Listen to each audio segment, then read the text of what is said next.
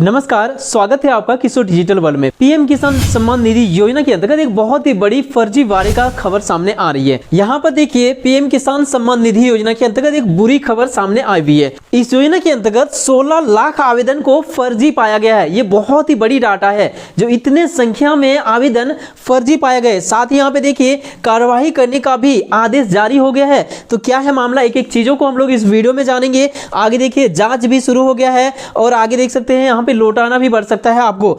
देखिए, यहाँ पे नहीं मिलेगा 19वीं किस्त की राशि 2000 रुपए आपको, यदि आपका भी आवेदन ये फर्जी आवेदन के अंतर्गत पाए गए। तो आइए जानते हैं इस वीडियो में पूरा संपूर्ण मामला कि कैसे इस आवेदन का जांच किया जा रहा है, क्या है इस योजना का पात्रता और कौन कौन इस योजना के फर्जी आवेदक हैं और कौन सही आवेदक हैं, और ये जांच और कार्यवाही का क्या अपडेट आई हुई है। विस्तार से जानने के लिए इस वीडियो को लास्ट तक जरूर देखिए। तो चलिए शुरू करते हैं। यहाँ पर देखिए, पीएम किसान सम्मान निधि योजना के अंतर्गत एक बड़ी अपडेट आई हुई है। पीएम किसान सम्मान निधि के 17 लाख आवेदन में से 16,32,000 आवेदन फर्जी पाए गए, और ये केवल एक राज्य का डाटा है। भारत के सभी राज्यों में पीएम किसान सम्मान निधि योजना के अंतर्गत योग्य किसानों को इस योजना का लाभ मिल रहा है और सभी जगह पे आवेदन भी हो रहा है। तो सोचिए कि सभी जगह का डाटा का क्या स्थिति होगा। आगे की अपडेट यहाँ पे देखिए, पीएम किसान सम्मान निधि के तहत किसानों को प्रति वर्ष 6,000 रुपए दिया जाता है। 2,000 रुपए की 3 किस्तों में ये राशि किसानों को दिया जाता है। इस योजना का संचालन भारत के सभी राज्यों में हो रहा है। अब तक 2,000 रुपए की जो किस्त लाभुकों को मिल रहा है, ये 18 किस्त लाभुकों को इस योजना के अंतर्गत मिल चुका है। मतलब कुल अभी तक 36,000 रुपए योग्य किसानों को इस योजना के अंतर्गत दिया जा चुका है। अब इन किसानों को 19वीं किस्त का इंतजार है, जो बहुत ही जल्द मिलने वाली है। 19वीं किस्त भी लगभग 2,000 रुपए ही होंगे।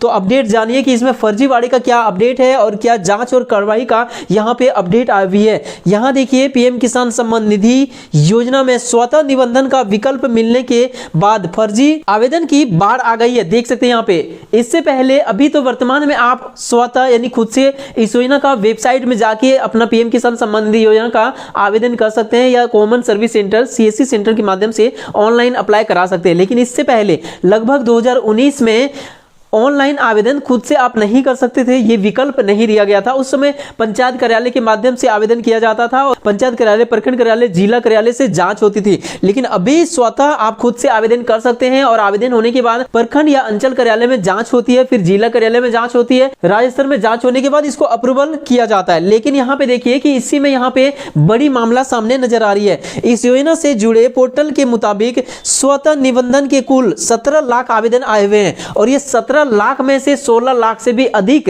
आवेदन बिल्कुल फर्जी है। ये जांच में पता चला है। तो क्या है मामला, एक एक चीजों को देखिए यहाँ पे। तो यहाँ पे देखिए, सबसे पहले मैं आपको दिखाता हूँ एक डेटा जो कि झारखंड की है। आप देखिए यहाँ पे, इसमें अपडेट आया हुआ है कितने आवेदन में सही आवेदन है, कितने आवेदन में कितने सही आवेदन है, ये अपडेट आया हुआ है। यहाँ पे देखिए, जिला का नाम आपको इधर दिख रहा होगा, आवेदन की संख्या और कितने सही आवेदन है। हजारीबाग की बात करें, 1,60,000 आवेदन में से केवल 850 आवेदन ही सही है। गिरिडीह में 1,30,000 में से 400 सही है। पलामू में 1 लाख आवेदन में से 700 सही है। रांची में 94,000 आवेदन में से 1,000 सही है। गढ़वा में 81,000 में से 1300 सही है। तो इस प्रकार से कुछ देख सकते हैं अलग अलग जिले का। यहाँ पे देवघर, गोड्डा, धनबाद, दुमका, पाकुड़, चतरा, जामताड़ा, सब जगह का यहाँ पे हजारों में डाटा यहाँ पे है, और यहाँ पे 100 में ही केवल और 1000 में ही केवल यहाँ पे सही पाया जा रहा है। तो देख सकते हैं, ये है बड़ी मामला। जो बाकी आवेदन है वो फर्जी बताया जा रहा है। तो ये जांच का रिपोर्ट कहाँ पे आया, एक एक चीजों को मैं आपको दिखाऊंगा। साथ ही क्या आदेश आया हुआ है कार्यवाही को लेकर, और जो रियल में पात्रता है ना, जिनको इस योजना का लाभ मिलना चाहिए,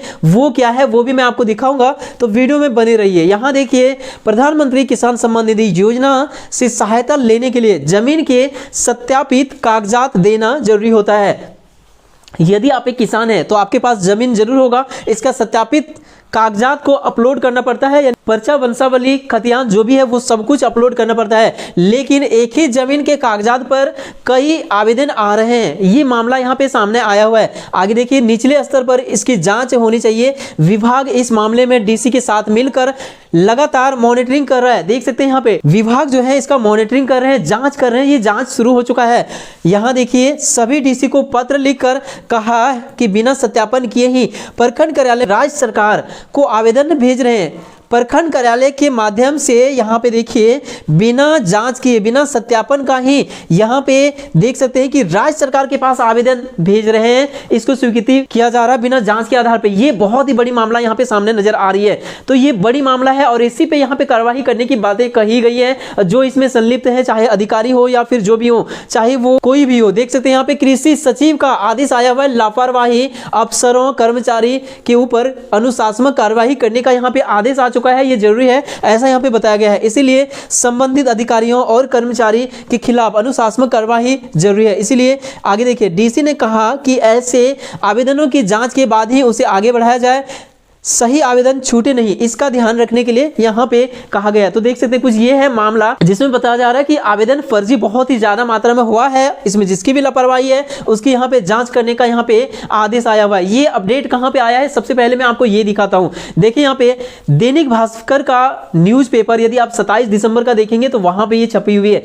यहाँ पे हर एक चीजों का डाटा आप देख सकते हैं, यही यहाँ पे छपी हुई है। देख सकते हैं यहाँ पे एक एक चीजों को यहाँ पे देख सकते हैं। लापरवाही यहाँ पे देख सकते हैं, कृषि सचिव ने कहा कि लापरवाही अफसरों पर और कर्मचारियों पर अनुशासनात्मक कार्रवाई किया जाए, मतलब जांच किया जाए, जो सही है जो गलत है सभी चीजों का यहां पे जांच किया जाए। तो अब बात करते हैं कि इस योजना का पात्रता क्या है। तो पात्रता बहुत ही आसानी से आप अपने मोबाइल से ही देख सकते हैं। इसके लिए कोई भी इंटरनेट ब्राउजर को ओपन कीजिए, जैसे कि क्रोम को कर लीजिए एंड यहां पे आपको पीएम किसान लिख के सर्च करना है। जैसे आप पीएम किसान लिखेंगे, पहली वेबसाइट यहां पे नजर आएगा जिसमें आपको क्लिक करना है और ये पीएम किसान सम्मान निधि का ऑफिशियल वेबसाइट में हम लोग आ चुके हैं। यहां पे आपको लैंग्वेज का ऑप्शन देखने को मिलेगा, मतलब भाषा। यहां पे देखिए मैं हिंदी कर लेता हूं, बहुत सारा है, जो आपको समझ में आ जाए वो आप इसमें क्लिक कर लीजिए ताकि आप आसानी से इसकी भाषा को समझ सकें। अब यहां नीचे आते हैं, यहां देखिए इसकी पात्रता को हम लोग समझते हैं कि कौन इसका लाभ लेना चाहिए, किनको इस योजना का लाभ मिलेगा, किनको नहीं मिलेगा, क्या आपको मिलेगा या नहीं मिलेगा, यहां से आप जान सकते हैं। देखिए 100% भारत सरकार इसकी फंडिंग करती है, 6000 प्रति वर्ष देते हैं और एक परिवार के एक ही व्यक्ति को इसका लाभ मिलता है। देखिए परिवार का मतलब हो गया पति पत्नी और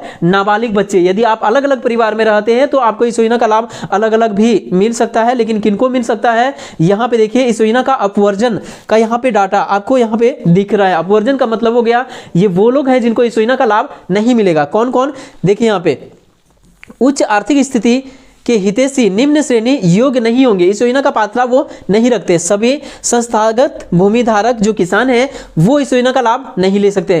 किसान परिवार जो निम्न श्रेणी में से किसी भी एक में आते हैं वो इस योजना का लाभ, या उनके परिवार के सदस्य इस योजना का लाभ नहीं ले सकते हैं। कौन कौन, देख सकते हैं यहाँ पे संवैधानिक पदों के पूर्व और वर्तमान धारक। यदि आप वर्तमान या पूर्व में कोई भी संवैधानिक पदों पर स्थित हैं, कोई भी सरकारी नौकरी वगैरह कुछ भी है, इस योजना का लाभ आपको और आपके परिवार को नहीं मिलेगा। आप किसी भी मंत्री या विधायक सांसद के परिवार से हैं, वर्तमान या भूतपूर्व, इस योजना का लाभ आपको नहीं मिलेगा। केंद्रीय राज्य सरकार मंत्रालय कार्यालय विभागों इसकी फील्ड इकाइयों सभी सेवारत या सेवानिवृत्त अधिकारी कर्मचारी केंद्रीय या राज्य सार्वजनिक उपकरण संलग्न कार्यालय सेवायत, देख सकते हैं ये इसके अंतर्गत यदि आप आते हैं तो आपको और आपके परिवार को इस योजना का लाभ नहीं दिया जाएगा। आगे देखिए मल्टीटास्किंग चतुर्थ श्रेणी समूह डी कर्मचारी को छोड़ के ये क्राइटेरिया रखा गया है। सभी सुपर नेचुरल रिटायर्ड पेंशनर जिनकी मानसिक आय 10,000 से अधिक है वो भी इस योजना का लाभ नहीं ले सकते हैं। लेकिन इनको छोड़ के कौन कौन, उपरोक्त श्रेणी के मल्टीटास्किंग स्टाफ चतुर्थ श्रेणी समूह डी कर्मचारी को छोड़ के। आगे देखिए अंतिम मूल्यांकन वर्ष में आयकर भुगतान करने वाले सभी व्यक्ति इस योजना का लाभ नहीं ले सकते। मतलब आप यदि सरकार को टैक्स दे रहे हैं तो इस योजना का लाभ आपको नहीं दिया जाएगा, आपके परिवार को भी नहीं दिया जाएगा। और आगे देखिए डॉक्टर, इंजीनियर, वकील, चार्टर अकाउंटेंट, आर्किटेक्ट, ये सभी पेशेवर कोई भी है या अभ्यास कर रहे हैं, पंजीकृत है या अभ्यास कर रहे हैं, दोनों ही स्थिति में इस योजना का लाभ आप और आपके परिवार के सदस्य नहीं ले सकते। तो यदि आप इसके अंतर्गत आते हैं तो आप इस योजना का लाभ नहीं ले सकते हैं, आपका नाम को